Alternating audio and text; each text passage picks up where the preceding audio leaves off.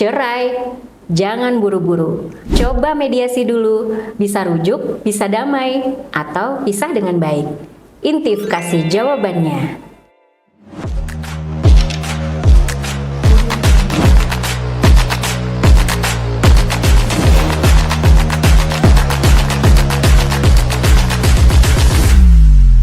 Assalamualaikum warahmatullahi wabarakatuh.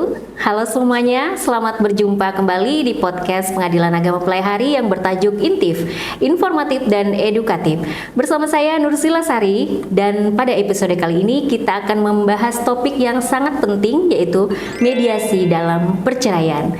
Banyak yang menganggap perceraian adalah akhir dari segalanya, padahal ada solusi lain yang bisa menjadi jalan tengah, yaitu mediasi. Nah, pada hari ini kedatangan seorang narasumber yang sudah berpengalaman dalam menangani kasus-kasus mediasi, dan beliau adalah Bapak Haji Rahmat Fadilah SHI MH, seorang mediator non-hakim yang bertugas di Pengadilan Agama Pelaihari.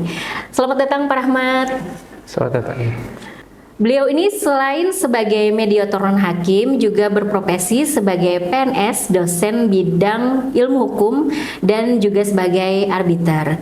Nah, selain itu juga beliau sebagai penulis dan membuat karya ilmiah serta aktif membuat jurnal tentang hukum. Sejumlah penghargaan maupun prestasi di berbagai pelatihan dan seminar nasional maupun internasional juga beliau raih.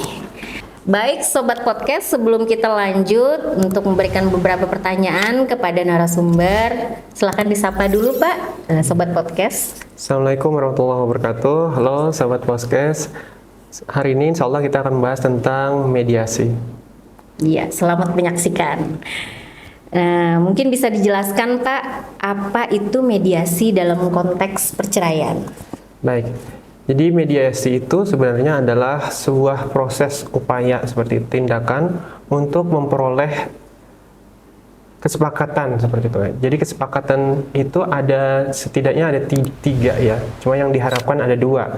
Kesepakatannya itu ada yang pertama damai, yang kedua damai sebagian, dan yang terakhir itu deadlock seperti itu. Jadi yang saya bilang salah satunya itu deadlock, nah itu yang tidak diharapkan sebenarnya. Jadi yang diharapkan adalah damai dan juga damai sebagian. Damai sebagian. Kemudian seberapa penting seorang mediator dalam proses ini? Ya, jadi berdasarkan Perma nomor 1 tahun 2016, peran mediator itu sendiri sangat penting ya. Karena di dalam mediasi itu, kedua belah pihak dibantu oleh mediator. Adapun mediator ini bersifat netral dalam memberikan rumusan untuk para pihak seperti itu. Dan juga nanti dengan adanya mediator ini, maka para pihak menjadi lebih terbuka seperti itu. Lebih mau saling tepot seliro lah kalau orang bilang ya, atau ada toleransi antara satu dan lain. Kemudian juga komunikasi mereka harapannya akan menjadi lebih lancar dan juga damai lah harapannya. Iya. Kemudian apa saja syarat atau tahapan dalam proses mediasi di pengadilan agama? Ya. Untuk syarat memang pada dasarnya standar dulu ya, bagaimana syarat untuk mendaftar di pengadilan agama. Tapi kan setelah sidang pertama lalu akan diadakan sidang mediasi seperti itu. Nah, untuk prosesnya dalam mediasi itu tentu ada beberapa standar proses, tapi saya itu bisa meringkasnya paling cepat itu menjadi 3 proses tahapannya. Itu pertama tentu pembuka ya, kemudian juga inti adalah tentang penyampaian dari permasalahan oleh para pihak. Kemudian juga yang kedua adalah bagaimana kita akan merumuskan atau kita akan membahas permasalahan-permasalahan apa yang akan diselesaikan atau diperbincangkan seperti itu. Dan terakhir yaitu putusan atau bukan putusan tapi kesimpulan dari apa yang sudah disampaikan oleh para pihak seperti yang itu. Yang antara 3 tadi apakah berhasil atau berhasil sebagian atau gagal deadlock. Iya. Kemudian ini tentang dampak dan keberhasilan mediasi. Nah, sejauh pengalaman Bapak, seberapa besar tingkat keberhasilan mediasi dalam mencegah perceraian? Saya sudah menjalani beberapa mediasi dan dalam yang sudah saya terima itu, memang sebenarnya mediasi ini sangat baik bagi perkembangan rumah tangga para pihak seperti itu. Akan tetapi pada dasarnya kembali kepada kedua belah pihak itu sendiri. Apakah mereka memang masih mempunyai keinginan atau ada itikat baik untuk berdamai, atau malah mereka sudah tidak ada lagi itikat baik untuk berdamai tersebut. Ketika ada, maka itu akan menjadi peluang untuk bisa kembali seperti itu. Dan dilihat juga nanti dari penyampaian permasalahan itu, apakah banyak permasalahannya atau hanya sedikit seperti itu. Kalau permasalahannya sekitar komunikasi, sekitar pertengkaran saja, itu saya rasa masih ringan. Tapi kalau sudah soal KDART, pemukulan seperti itu, kalau soal judi online, mabuk-mabukan seperti itu, nah itu akan memberatkan sebenarnya. Ya, sebenarnya itu mudarat ya untuk Iya. pernikahan itu sendiri. Nah, kemudian apa faktor utama yang membuat mediasi berhasil? Iya, kembali seperti yang saya sampaikan tadi, sebenarnya faktor utama itu adalah para pihak itu sendiri. Apakah mereka mempunyai keinginan untuk berdamai atau tidak seperti itu, atau ada peluang sedikit seperti itu. Oh, jadi tergantung yang pihak ini sendiri, bukan karena bujukan mediator juga ya. Jadi memang bujukan mediator tuh ada, Utamanya tapi itu sih. utamanya ada rasa masih kepada pasangannya, ya. atau mungkin hanya ego-ego masing-masing. Iya, benar. Nah, di samping itu, di samping dari keinginan para pihak sendiri, juga ada kan peran mediasi tadi. Peran mediasi di sini ya tentu kita akan memberikan pencerahan seperti Iya. itu. Dari berdasarkan hukumnya, kemudian bagaimana pandangan Islam juga melihat apa yang mereka alami tersebut seperti itu. Lalu mereka akan melihat nanti juga pada apa yang disampaikan oleh mediator tersebut. Oh iya, misalnya benar apa yang disampaikan. Oh iya, benar apa yang Mungkin disampaikan. mereka tidak sampai ke sana mikirnya atau memandangnya. Iya, benar. Ketika sudah disampaikan lalu terbuka wawasan dan mulai misalnya, oh iya aku salah, aku harus bertobat misalnya. Iya. Oh aku salah, aku insaf misalnya gitu. Iya. Nah, itu ada terungkap nanti di dalamnya, dan mereka akan satu sama lain mengetahui apa keinginan suami misalnya, apa juga keinginan istri seperti itu. Harapannya demikian. Iya. Mungkin ada sebenarnya komunikasi yang terputus antara suami istri ini, Iya, benar. yang sebenarnya bisa dengan adanya hadirnya mediator ternyata bisa mengungkapkan apa sih sebenarnya keinginan istri apa, keinginan suami apa. Iya. Nah, jadi tergantung dari misalkan ada sedikit masih perasaan antara suami istri itu, dan sebenarnya masalahnya tidak terlalu parah, itu sangat memungkinkan untuk pasangan itu kembali bersatu. Iya, benar. Kemudian apakah ada contoh kasus di mana mediasi benar-benar bisa menyelamatkan rumah tangga? Ada sebenarnya ya, tapi kan ini karena rahasia ya, jadi tidak boleh disampaikan. Cuman saya akan berikan contoh saja, tidak menyebutkan nama ataupun Ya, inisial. gambaran saja. Yang saya pernah alami itu menangani mediasi ketika salah satu pihak itu sebenarnya dia pihak suami ya, laki-lakinya, dia itu ingin menafkahi istrinya lebih meningkat seperti itu.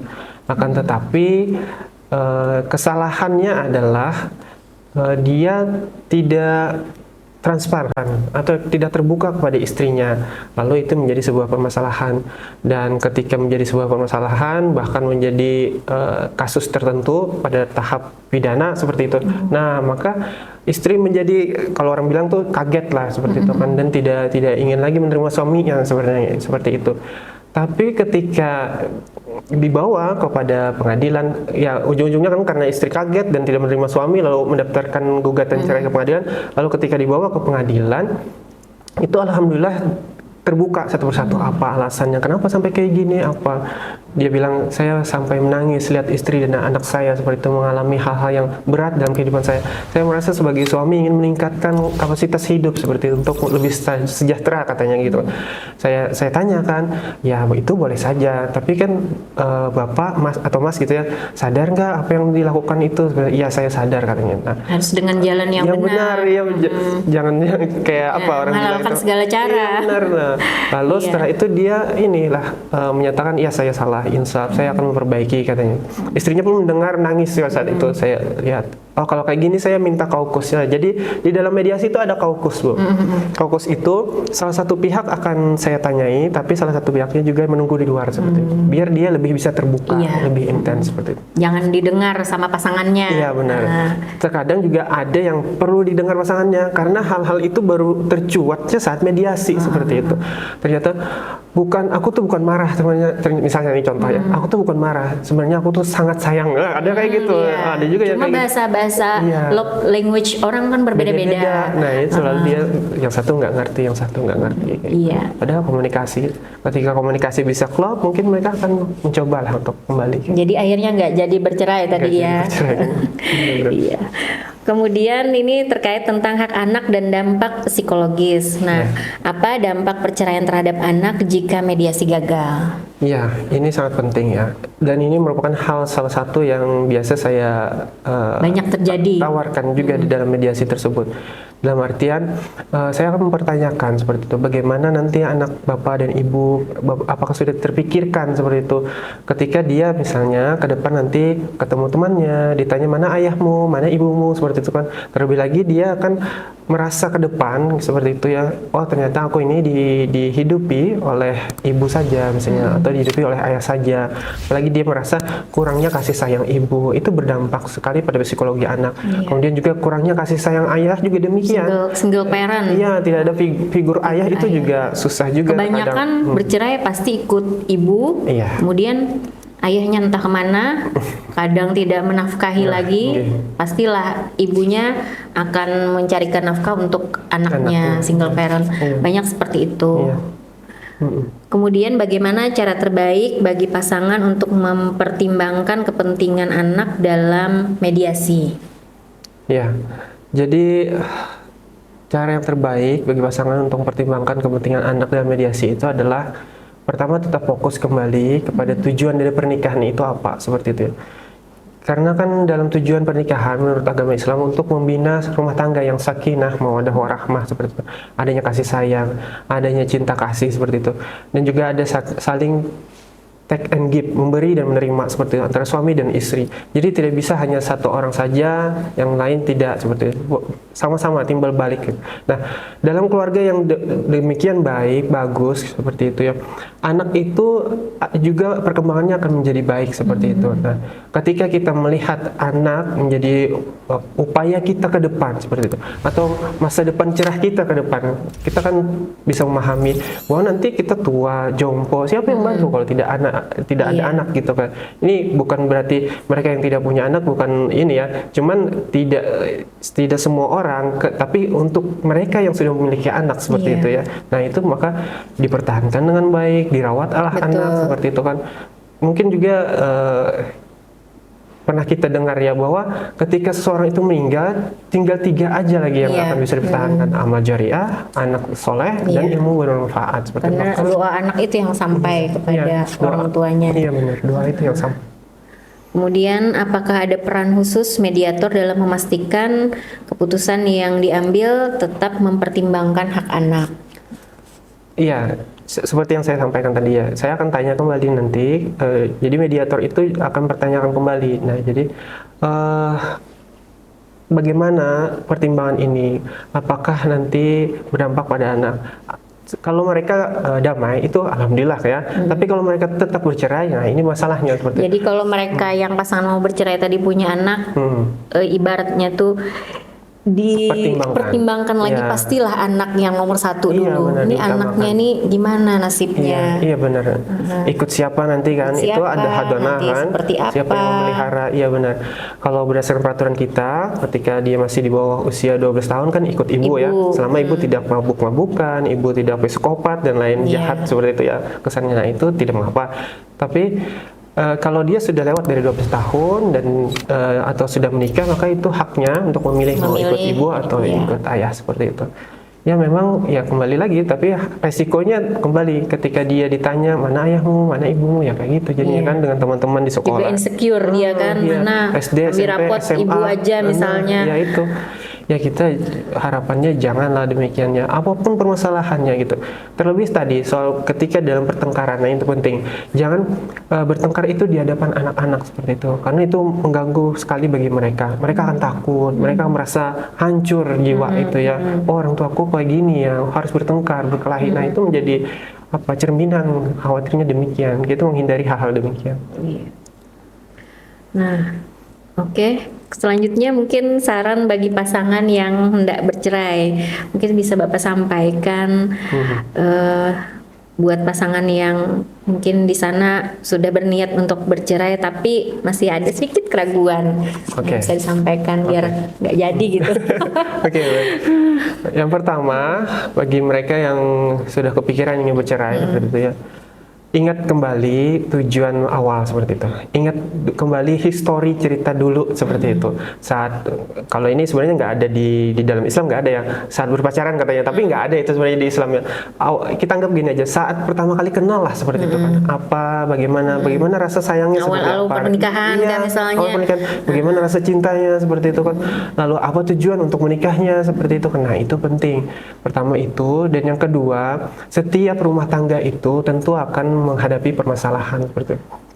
Permasalahan banyak sekali ya, seperti yang saya sampaikan tadi juga banyak penyebab seperti kayak minuman keras, itu masalah juga. Ekonomi, judi online, faktor ekonomi kan ya, tersandung masalah lah di kantor, tersandung masalah dengan tetangga dan lain sebagainya, itu menyebabkan berakibat kepada rumah tangga ya benar.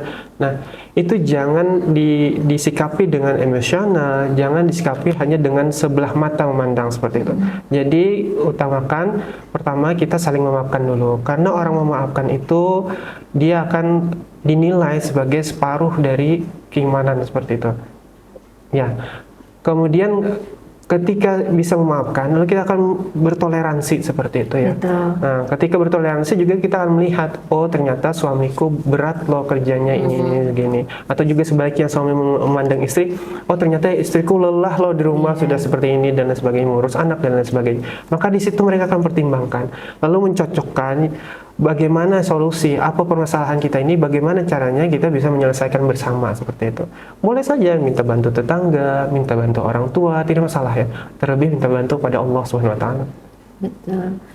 Nah, berarti kan istilahnya namanya pernikahan ini banyak bertoleransi kepada masing-masing lah pasangan. Tidak hanya istri saja toleransi kepada suami, tapi juga suami juga toleransi kepada istri. Misalnya ditinggal kerja, istri pasti, misalnya istrinya rumah tangga, banyak kerjaan di rumah nih. Meskipun dia tidak bekerja, tapi kan juga, oh istriku nih lelah nih ngurus anak di rumah, beres-beres. Begitu juga dengan suami, jangan pas suami datang istri marah-marah gitu kan. Nah, mungkin hal-hal seperti itu bisa memicu pertikaian terus-menerus akhirnya ada dendam, tidak tegur sapa, dan akhirnya mau pisah. Mungkin hal-hal yang seperti itu istilahnya dihindari. Iya benar. Terlebih kalau 5 tahun pertama pernikahan, ujiannya berat ya. Iya itu benar kata orang, ujiannya berat. Mungkin karena usia juga labil, ekonomi belum stabil. Penyesuaian masih. Penyesuaian. Oh masuk gigi 1 kan. Ya akhirnya kan ada emosi, kesabaran itu sangat diuji waktu awal pernikahan. Baik, selanjutnya bagaimana cara agar mediasi bisa berjalan efektif tanpa emosi yang terlalu tinggi? Mungkin pada saat mediasi itu sang istri sudah emosi, sang suami sudah emosi. Saya diperlakukan seperti ini, Pak. Mungkin suami juga mengadu, kamu yang seperti itu, misalnya tidak mengerti sama saya. Akhirnya debat-debatan nih di mediasi. Nah, bagaimana itu supaya mediasinya bisa berjalan dengan tenang, efektif, sehingga kedua yang pasangan tadi bisa mendengarkan dengan baik. Baik, jadi ketika seseorang itu atau pasangan itu mendaftar di pengadilan untuk mengajukan gugatan ataupun juga permohonan, itu kan akan nantinya menuju pada persidangan mediasi. Kalau kita mempertanyakan tentang bagaimana agar tidak ada emosi di dalam proses mediasi seperti itu ya. Pada dasarnya awal-awal sebelum masuk pada prosesnya itu, mediator akan menyampaikan beberapa hal, yaitu salah satunya adalah tentang tata tertib seperti itu. Dan juga akan menawarkan juga apakah para pihak memiliki tata tertib tertentu. Mungkin dia ada syarat, misalnya saya tidak mau ada kekerasan di sini, katanya salah satu pihak seperti itu kan. Atau yang salah satu pihaknya juga saya tidak mau saat kita mediasi ini salah satu pihak menggunakan handphone misalnya gitu kan. Dia merekam atau dia sedang asik chat gitu ya. Niatnya kan agar mediasi berjalan dengan khidmat seperti itu. Nah, itu di saat awal-awal. Nah, di sana juga dimasukkan bahwa agar mediasi ini tidak dijalani dengan emosional seperti itu. Kalaupun juga agar ada juga seperti itu, agar bisa ditahan lah seperti itu. Terkadang yang ini seperti menangis seperti itu. Nah, itu yang ini. Tapi kalau yang sampai marah-marahan, nah itu saya pernah mengalami juga seperti itu ya. Tapi kembali saya ingatkan kembali seperti itu. Sabar Bapak Ibu seperti itu kan. Kita sudah ada ini tata tertib di awal tadi seperti itu. Ya mereka sadar seperti itu kan. Nanti yang satu terkadang juga mengingatkan yang satunya juga seperti itu. Iya. Bolak-balik lah seperti itu. Atau dari pihak suaminya juga mengingatkan istrinya seperti itu. Kalaupun memang itu tidak bisa juga, nanti saya persilahkan ibu keluar dulu misalnya kalau menangis seperti itu kan. Jadi tunggu di sini bapaknya, ibunya keluar dulu untuk menenangkan diri seperti itu. Mungkin saking sakit hatinya jadi akhirnya sudah ibaratnya membubuk di hati ketika ditanya-tanya nggak bisa lagi ngomong, hanya air mata saja yang berbicara. Benar. Itu perlu ketenangan dulu. Ya namanya perempuan lah ya, istilahnya dengan air mata berbicara. Nah, selanjutnya nih yang terakhir mungkin silahkan Bapak sampaikan kepada masyarakat agar lebih memahami pentingnya mediasi sebelum bercerai. Nah, ini pesannya seperti apa kepada masyarakat? Oke. Jadi Bapak Ibu sekalian, kita dalam rumah tangga itu penting menjaga keharmonisan rumah tangga seperti itu. Apapun keadaannya, bagaimanapun posisinya, tetap bersabar, tetap ikhlas, dan juga tetap memberikan toleransi kepada suami dan istri ya. Sabar dan ikhlas itu penting sekali. Kemudian rasa memaafkan juga itu penting sekali. Harus ada dalam diri jiwa kita seperti itu. Apalagi kita sebagai umat muslim kan diajarkan untuk ikhlas, sabar, kemudian pemaaf juga seperti itu, dan ada toleransi. Nah, untuk bagaimana dalam upaya mengetahui mediasi ini, Bapak Ibu juga bisa nanti mengakses beberapa website terkait dengan mediasi, entah itu yang disajikan oleh pengadilan agama atau juga disajikan oleh lembaga mediasi sendiri seperti itu.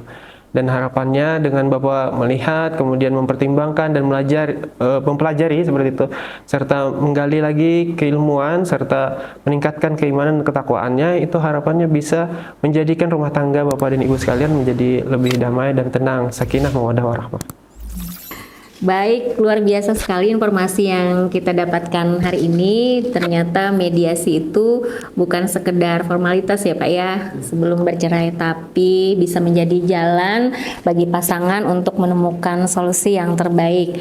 Entah itu tetap bersama atau berpisah dengan lebih baik. Ya, tadi dengan anak ikut siapa, pokoknya berpisahnya dengan baik-baik. Kami ucapkan terima kasih banyak kepada Bapak Rahmat Fadilah atas penjelasannya, informasinya dan pengalamannya yang sangat berharga. Semoga ini bisa memberikan pencerahan bagi sobat podcast Intip yang mungkin sedang mengalami dilema dalam rumah tangga. Nah, bagi kalian yang masih punya pertanyaan atau topik yang ingin dikupas, silahkan tulis di kolom komentar. Jangan lupa untuk follow YouTube Pengadilan Agama Pelaihari, like, komen, dan share podcast Intip, supaya semakin banyak orang yang mendapatkan informasi bermanfaat. Sampai jumpa di episode berikutnya. Wassalamualaikum warahmatullahi wabarakatuh.